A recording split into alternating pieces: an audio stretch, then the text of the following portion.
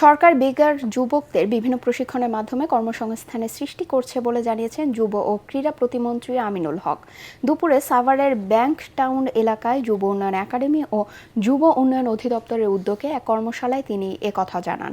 আগামীর ভবিষ্যৎ যেন নতুন কিছু পায় সেজন্য সরকার নানা পদক্ষেপ হাতে নিয়েছে বলেও জানান যুব ও ক্রীড়া প্রতিমন্ত্রী। যুব ও ক্রীড়া মন্ত্রণালয়ের সচিব মাহবুবুল আলম, যুব উন্নয়ন অধিদপ্তরের মহাপরিচালক ডক্টর গাজী সাইফুজ্জামান ও যুব উন্নয়ন একাডেমির অধ্যক্ষ সেলিম খান এ সময় উপস্থিত ছিলেন।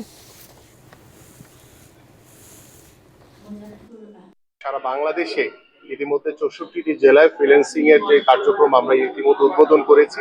আমাদের আরো বেশ কিছু কর্ম পরিকল্পনা রয়েছে এবং আপনারা জানেন যুবকদের কর্মসংস্থান এবং যুবকদেরকে স্বাবলম্বী করা এবং যুবকদেরকে বিভিন্ন খেলাধুলা থেকে শুরু করে সাংস্কৃতিক অঙ্গন এবং প্রশিক্ষণের মাধ্যমে তাদেরকে ব্যস্ত রেখে যাতে আমরা সমাজের যে সমস্যাগুলো রয়েছে সেই সমস্যাগুলো দূরে রেখে আমরা আমাদের যুবকদেরকে স্বাবলম্বী করে তাদের কর্মসংস্থান ভবিষ্যতে ইনশাল্লাহ নিশ্চিত করব।